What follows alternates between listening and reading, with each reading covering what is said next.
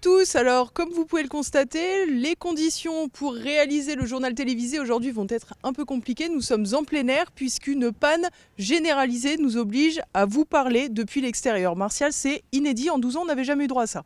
Oui, on a une mission de service public, vous savez Élise, on le dit souvent, nous, notre idée c'est qu'il y ait un journal télévisé qui soit un rendez-vous quotidien et qui soit tout au long de l'année, quelles que soient les conditions. Et vous l'avez fait pendant le Covid, alors que nos studios étaient fermés, de chez vous, de votre domicile. Vous avez enregistré tous les soirs un journal télévisé qui d'ailleurs battait tous les records.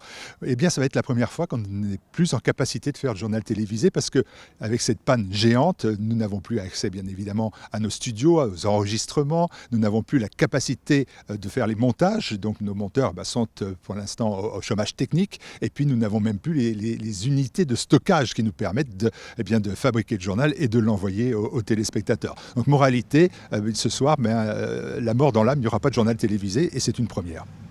Alors, il n'y aura pas de journal télévisé, on va en parler un tout petit peu quand même pour savoir dans les grandes lignes ce que l'on aurait pu vous dire ce soir. Mais ce qui est peut-être à préciser, Martial, c'est que pourquoi sommes-nous en plein air ?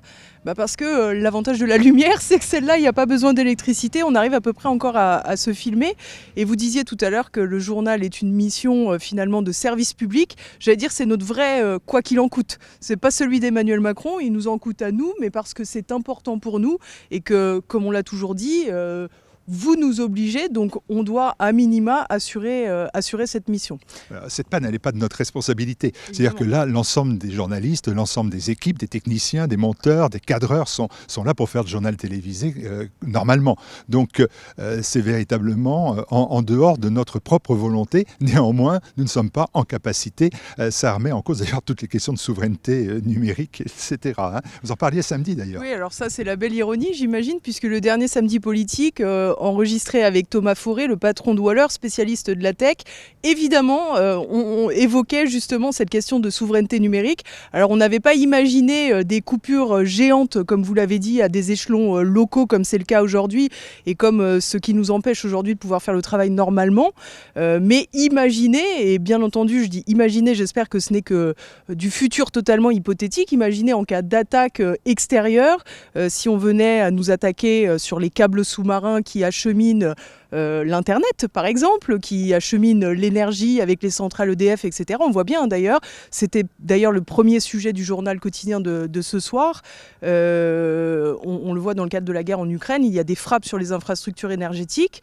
Bien entendu, heureusement, la France n'est pas en guerre, mais on voit bien combien nous sommes aujourd'hui complètement dépendants de l'énergie. Oui, j'ajouterais même que c'est assez stupéfiant parce que pour la première fois, quand on a une panne d'électricité qui dure quelques minutes, là ça fait plusieurs heures, on ne prend pas les choses de manière trop grave. Mais alors là, en plus, nous n'avons plus de réseau du tout, donc plus de capacité de passer des appels téléphoniques. Dans les rues adjacentes, il n'y a plus de feux de signalisation, etc.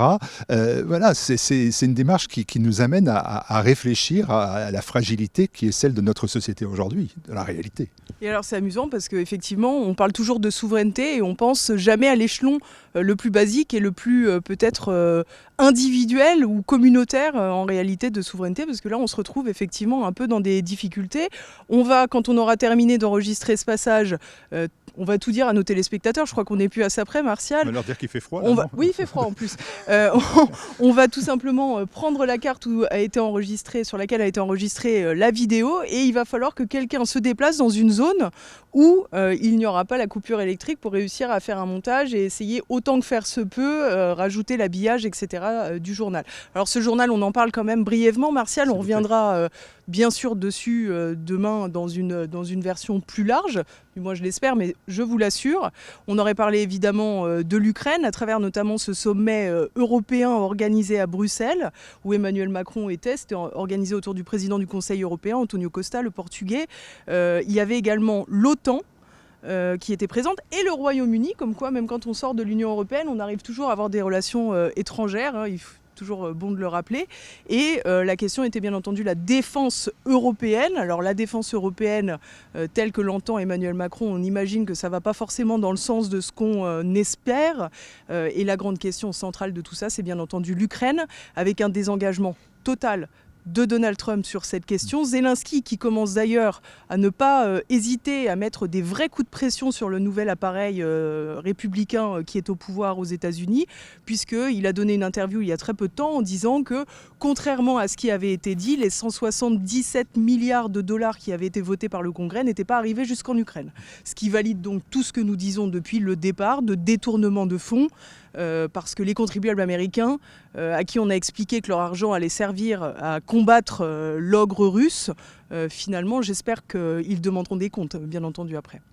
Voilà, ça c'est pour le journal télévisé. Alors inutile de vous dire, chers téléspectateurs, que l'émission Politique Écho, elle, eh bien, est en place, elle est à votre disposition, tout simplement parce qu'elle a été tournée vendredi après-midi, et donc nous avons pu bien évidemment la mettre en place, et que vous retrouverez le journal télévisé dès mardi, et que vous avez à votre disposition un peu plus de 5000 émissions, mais les toutes dernières, c'était le LSP dont on a parlé sur la souveraineté numérique. Vous avez un très beau contre-enquête sur le port d'armes en France, sur la question des armes, qui fait un tabac d'ailleurs et mérité, l'émission Terre de Mission, voilà, donc il y a beaucoup de choses, et puis malheureusement, plein d'autres. Le catalogue est vaste, c'est 5000 émissions qui vous attendent, donc n'hésitez pas à aller vagabonder sur tvl.fr ou sur TVL YouTube. Qu'est-ce qu'il nous reste à dire? Qu'on se retrouve demain, enfin qu'on vous retrouve, parce que moi, pour le JT, c'est une première, c'est rare. C'est Olivier que vous retrouverez et Élise aux commandes dès demain. Merci à vous. Merci à tous et on se retrouve demain.